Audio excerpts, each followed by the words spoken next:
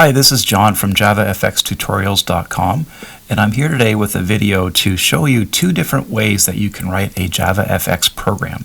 So this video is intending to accompany one page I have from my homepage at JavaFXtutorials.com, and it's called Hello Math JavaFX Code Style, and along with that comes the JavaFXML code style. Now, if you're not familiar with the two different ways to write a JavaFX program, I do a little article here to explain what the difference is, but sometimes if you actually write the two programs from scratch, you get a better feel for what the real differences are. So if I click on the actual page where I write the program, there is the code that accompanies the one way to write it, which is to just simply write the code right in one file. If you're familiar with Java Swing programming, it's very similar, and you're basically building up this interface here, and then you're writing some code to activate when the buttons are clicked on. The complete source code is down here at the bottom, and later in the video I'm going to show you how I use this code to quickly build up this version of the application. I'm also going to show you how to do the FXML way, and in this technique you're using a program called Scene Builder, which if you don't have Scene Builder, it's definitely something that you want to install because it makes it very easy to design interfaces using FXML. So there's the steps there on how to do it. But coming up next, I'm going to show you a video on how to do both of these techniques. So when I run both of these live, there's the first version, and here's the second version. So they're both looking very similar. But when you look at what's under the hood, you'll see the code is very different. Even though both programs work exactly the same way, they're both written completely differently. So what I'm going to do first is walk you through the FXML style of how to write this, which is this way here. We're using Scene Builder to design this interface and then writing some code for the buttons. Following that, I'm going to give you a look at how to do the exact same program using just pure Java, writing all the code just in one file.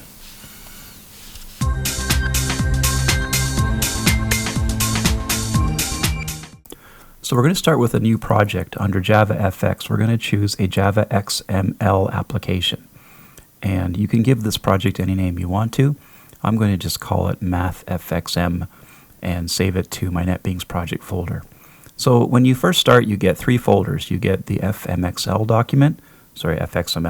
the controller, and the launcher, which I call just the application launcher. So if I open up the folders here, what we're going to do first is we're going to go into the FXML document and we're going to edit it in Scene Builder. So if you double click on it, Scene Builder will launch automatically with the Hello World application. So we're going to start by just taking the button and the label out by right clicking and deleting, and we're going to replace it with a grid pane. So up at the top of the containers, you can drag the grid pane, bring it down, and put it underneath the anchor pane. So under Modify Fit to Parent, that will stretch the grid pane out across the entire anchor pane. Now, if you right-click the bottom row here, row number 2, you can, let me just get that with the yellow. There we go. So click it first, then right-click and add row below. And we're going to do that a few times just so we have enough rows to hold all of the controls. Okay, and now I'm just going to go simply up to the controls area and drag out the buttons and the text boxes and labels. So you simply just drag a button out, and one at a time we're going to put these buttons in the different grid areas. So you can see this is a lot easier than writing code. You just basically drag and drop your interface. So I'm going to do all the buttons. Now I need two text fields. So I'm going to scroll down to the text fields and bring some of those out. But you can see all the different controls that are available.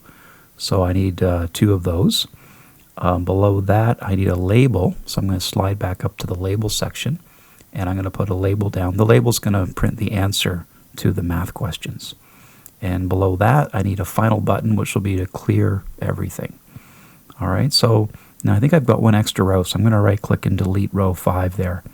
And then I'm going to have, well, I've got 5 rows, but they're numbered 0 to 4. So now I'm going to go to each button. I'm going to alter the properties.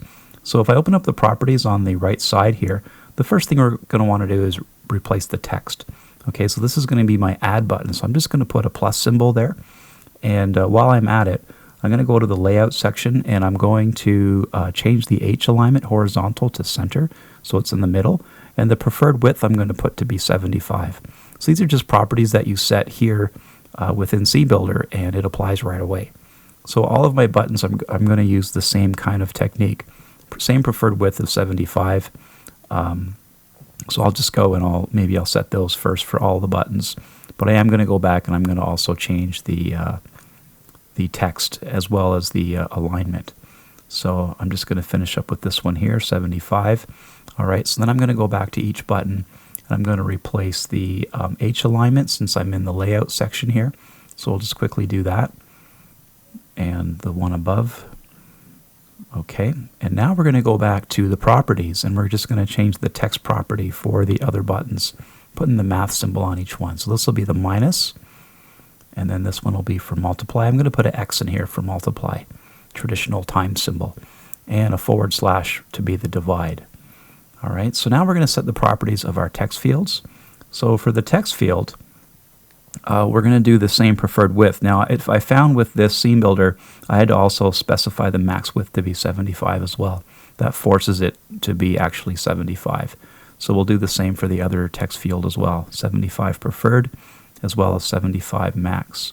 Okay, we also want to center these inside of their grid cells. So I'll go up to the H alignment, and just like the buttons, we're going to put those to be centered. So that one's centered and that one is centered as well.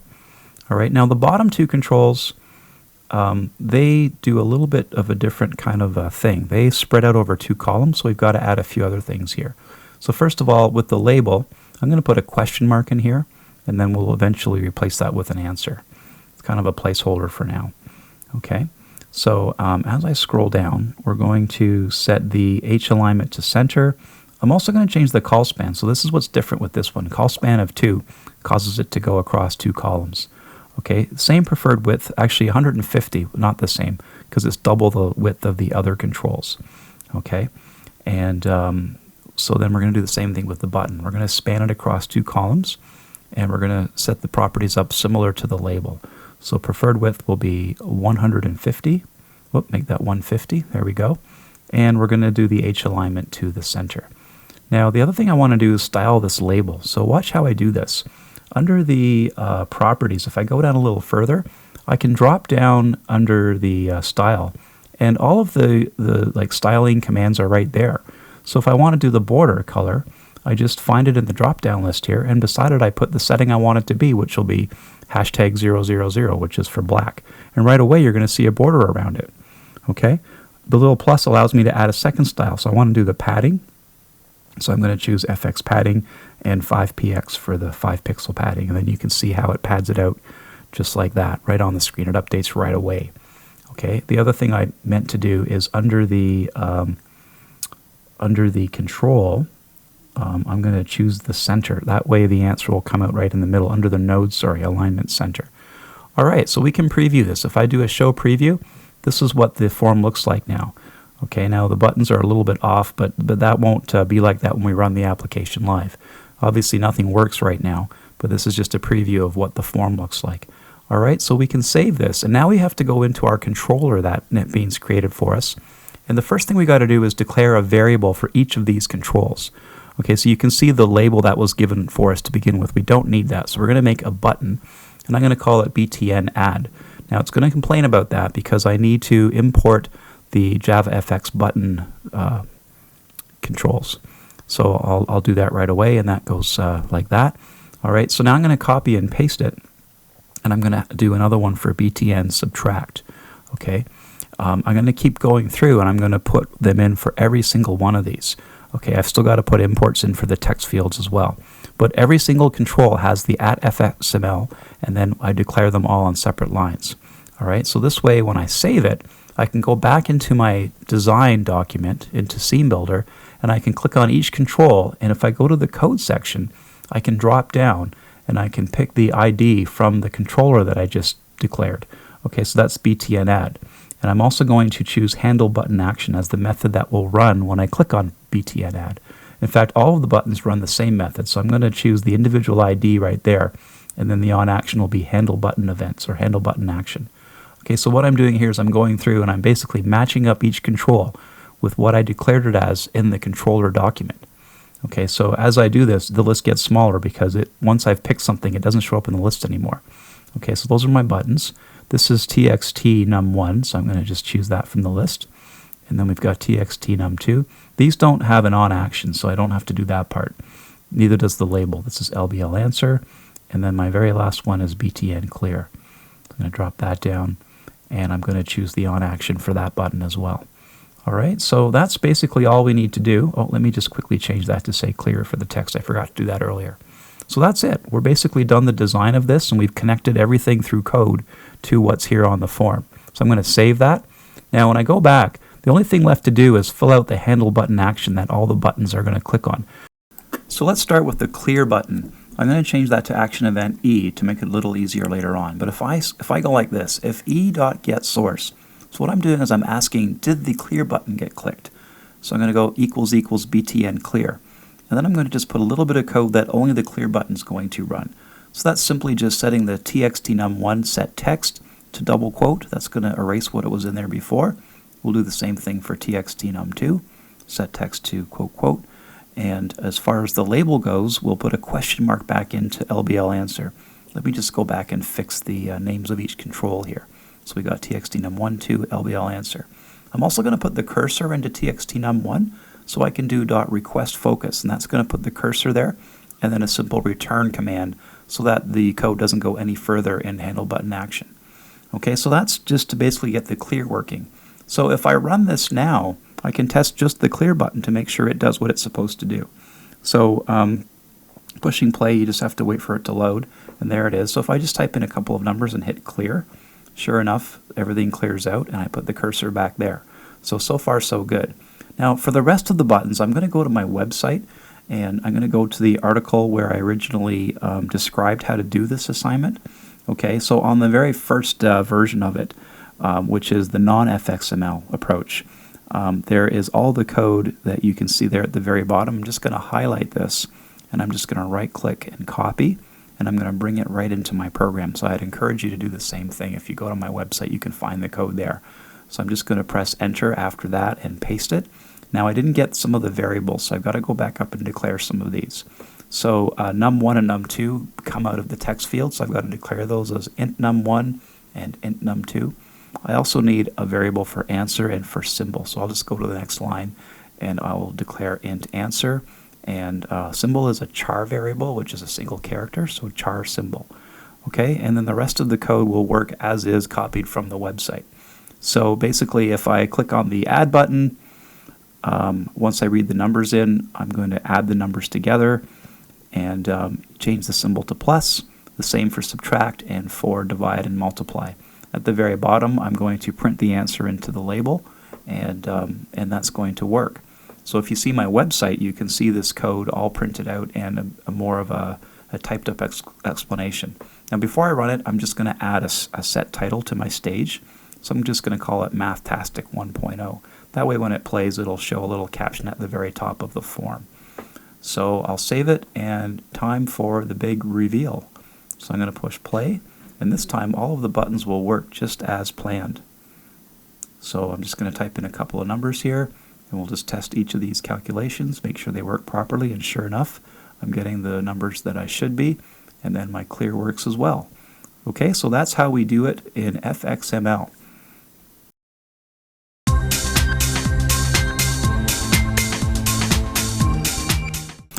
In this version, we're going to write the program as a JavaFX program. So if you go File, New, just choose JavaFX Application this time around.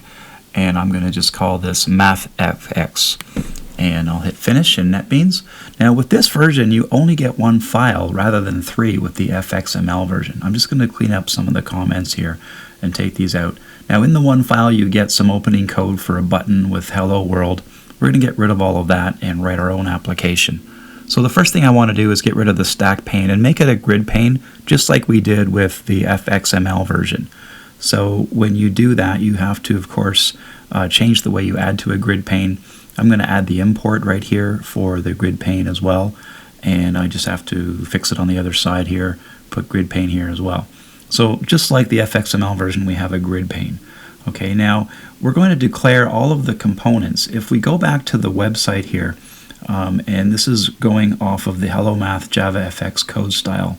So just to remind you, I'm working on this page here. And there's the grid we're trying to design. So all of the code for this program is down in the bottom. So the first thing I'm going to do is copy just the code that declares the components we need. So if you've seen the video on FXML, the part of that video, you're familiar with the layout of this. So I'm going to go above the start method here. And in just regular JavaFX, this is how you declare the components. You just declare them as text fields, buttons, and labels. So we have to import a few of these things. So I'm just going to quickly fix my imports. And that's it, pretty straightforward. Now in the start, the next step is to construct these things or to build them. So I'm going to just steal the code from my website on just that part. I'm going to bring this in one little piece at a time. So let's copy this section here and we'll paste it in and take a look at what we have. So to create any of these, you just use the keyword new and you create it. With the buttons, you have to supply a caption. I'm going to just add the alignment position import so you can see how I create all of these objects. The label at the very bottom has a little bit of extra work done with the set style. You can see how I'm passing through some CSS style commands to do the exact same styling as FXML. So the next thing we're going to do is we're going to come down and we're going to basically add all of those components to the grid pane. So I'm going to copy all of these commands that are involved in just adding to the grid. And just make sure I go down far enough and I'll copy this and I'm going to paste it right there. Okay, so I think I've pasted it below where I actually make my grid pane. So let me just go down and bring the grid pane root line back up. So I'm going to cut that, come up above the commands I just pasted, and that way I can declare root before I start using it. So there, that looks a lot better. Just want one of those. And so you can see how I set the gaps between the spacings of the cells with H gap and V gap. And then I basically just add the components and say which column and row I want them to go into. Okay, the last two components, they have to span across two columns, so I got to do those a little differently. So you can see again, this is what the layout is going to look like. So the bottom two rows, they span across, so I had to do a little bit extra to do that as well. And again, you can read through this in closer detail right on my website. So next I'm going to create a set widths method. So let me just copy and paste this in. This is going to go outside of start and it's going to go down just above the main method here.